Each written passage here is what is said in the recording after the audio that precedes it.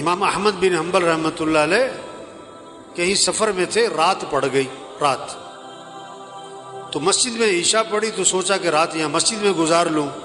مسجد والوں نے کہا بھی ہم نے مسجد بند کرنی ہے، سب باہر نکل جائیں۔ انہوں نے کہا بھی میں مسافر آدمی ہوں، رات گزارنی ہے۔ اپنا تعارف نہیں کروایا میں کون ہوں۔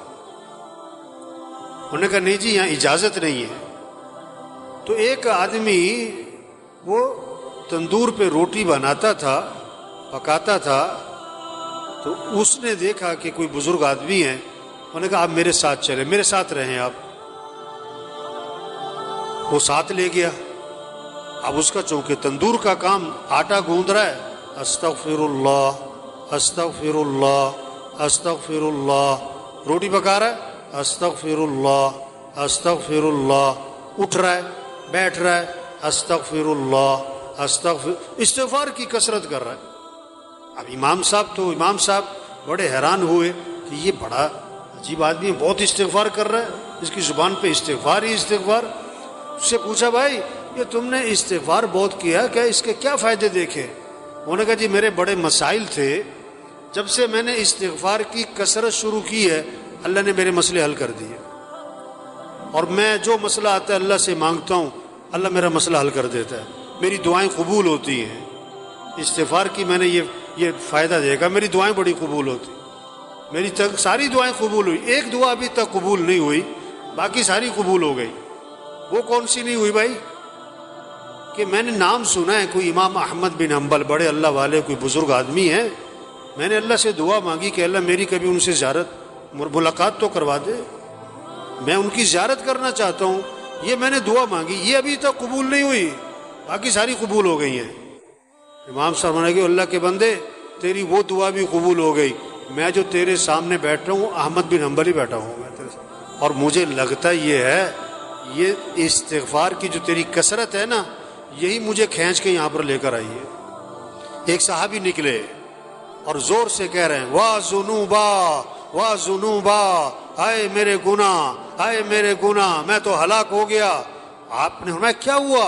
کہ حضور میرے سے گناہ بہت ہو گئے، میں تو مارا گیا۔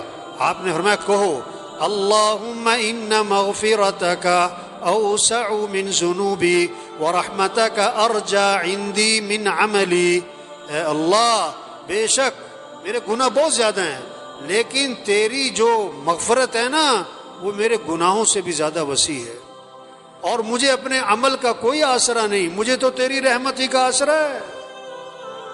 فرمایا پھر کہو اللہم ان مغفرتک اوسع من ذنوبی ورحمتک ارجى عندی من عملی، میں پھر کہو اللہم ان مغفرتک اوسع من ذنوبی ورحمتک ارجى عندی من عملی۔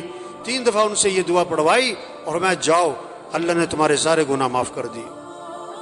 کلکم خطاؤون وخیر الخطائین التوابون، حضور صلی اللہ علیہ وسلم نے فرمایا تم سب کے سب خطا کار ہو اور بہترین خطا کار وہ ہیں جو اللہ سے معافی مانگیں۔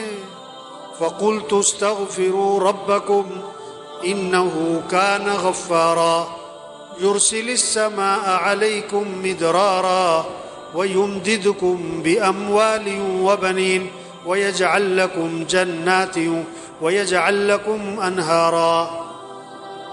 استغفار کرو تو کیا ہوگا؟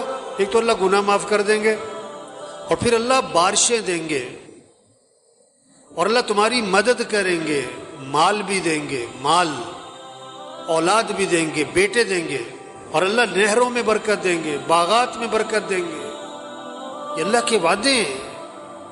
ہمارے مسئلوں کا حل حکومتوں کا بدلنا نہیں ہے، ہمارے مسئلوں کا حل مال کی کثرت نہیں ہے، ہمارے مسئلوں کا حل اسباب کی کثرت نہیں ہے، ہمارے مسئلوں کا حل استغفار ہے، اللہ سے معافی مانگنا ہے، اللہ کے سامنے گڑ گڑانا ہے، اللہ کے سامنے رونا ہے، اللہ کے سامنے تضرع زاری کرنا ہے۔